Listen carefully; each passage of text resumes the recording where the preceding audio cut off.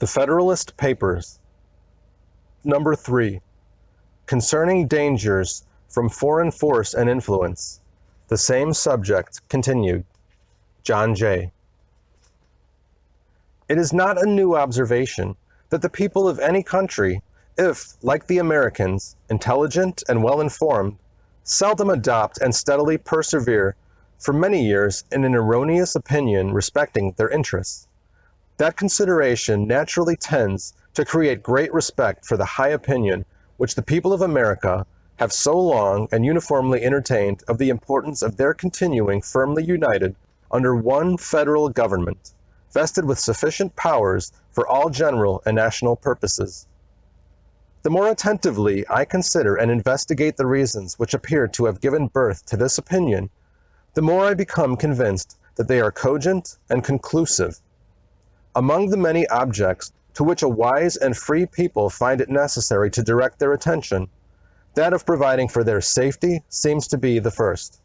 The safety of the people, doubtless, has relation to a great variety of circumstances and considerations, and consequently affords great latitude to those who wish to define it precisely and comprehensively. At present, I mean only to consider it as it respects security for the preservation of peace and tranquility, as well as against dangers from foreign arms and influence, as from dangers of the like kind arising from domestic causes. As the former of these comes first in order, it is proper it should be the first discussed. Let us therefore proceed to examine whether the people are not right in their opinion that a cordial union, under an efficient national government, affords them the best security that can be devised against hostilities from abroad. The number of wars which have happened or will happen in the world will always be found to be in proportion to the number and weight of the causes, whether real or pretended, which provoke or invite them. If this remark be just, it becomes useful to inquire whether so many just causes of war are likely to be given by united America as by disunited America. For if it should turn out that united America will probably give the fewest, then it will follow that in this respect the Union tends most to preserve the people in a state of peace with other nations.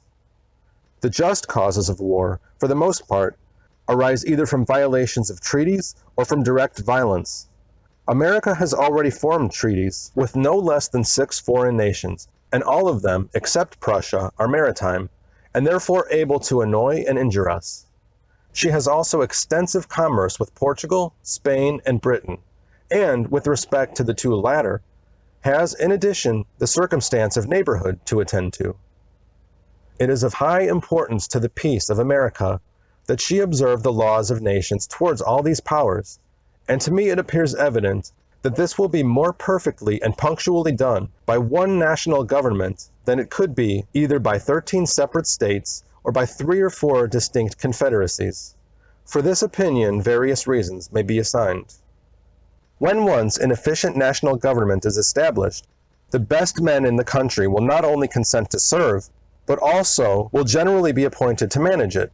For, although town or country, or other contracted influence, may place men in state assemblies, or senates, or courts of justice, or executive departments, yet more general and extensive reputation for talents and other qualifications will be necessary to recommend men to offices under the national government, especially as it will have the widest field for choice, and never experience that want of proper persons which is not uncommon in some of the states. Hence, it will result that the administration, the political councils, and the judicial decisions of the national government will be more wise, systematical, and judicious than those of individual states, and consequently more satisfactory with respect to other nations, as well as more safe with respect to us. Under the national government, treaties and articles of treaties, as well as the laws of nations, will always be expounded in one sense and executed in the same manner, whereas adjudications on the same points and questions in 13 states, or in 3 or 4 confederacies, will not always accord or be consistent, and that, as well from the variety of independent courts and judges appointed by different and independent governments, as from the different local laws and interests which may affect and influence them. The wisdom of the Convention in committing such questions to the jurisdiction and judgment of courts appointed by and responsible only to one national government cannot be too much commended. The prospect of present loss or advantage may often tempt the governing party in one or two states to swerve from good faith and justice. But those temptations, not reaching the other states, and consequently having little or no influence on the national government, the temptation will be fruitless, and good faith and justice be preserved. The case of the Treaty of Peace with Britain adds great weight to this reasoning.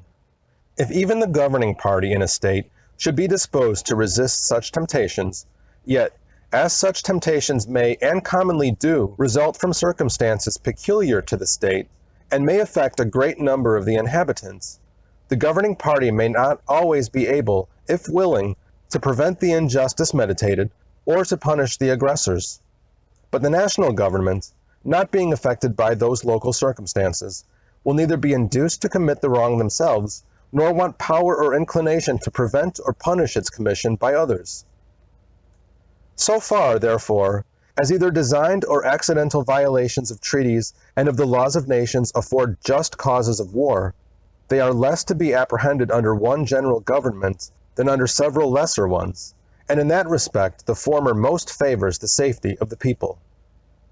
As to those just causes of war which proceed from direct and unlawful violence, it appears equally clear to me that one good national government affords vastly more security against dangers of that sort than can be derived from any other quarter.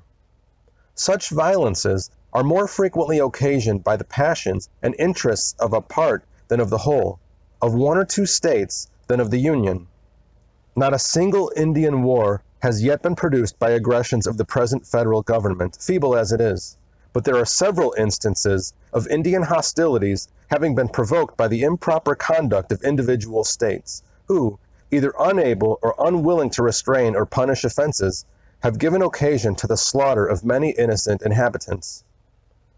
The neighborhood of Spanish and British territories, bordering on some states and not on others, naturally confines the causes of quarrel more immediately to the borderers.